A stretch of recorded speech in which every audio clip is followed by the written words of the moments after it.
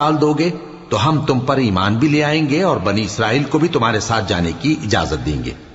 پھر جب ہم ایک مدت کے لیے جس تک ان کو پہنچنا تھا ان سے عذاب دور کر دیتے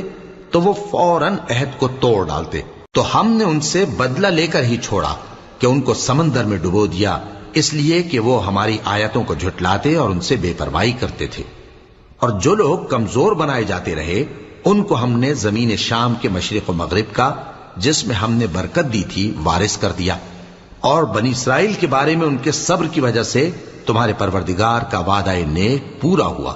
اور فرعون اور قوم فرعون جو محل بناتے اور انگور کے باغ جو چھتریوں پر چڑھاتے تھے سب کو ہم نے تباہ کر دیا۔ اور ہم نے بنی اسرائیل کو سمندر کے پار اتارا تو وہ ایسے لوگوں کے پاس جا پہنچے جو اپنے بتوں کی عبادت کے لیے بیٹھے رہتے تھے۔ بنی اسرائیل کہنے لگے کہ موسیٰ جیسے ان لوگوں کے معبود ہیں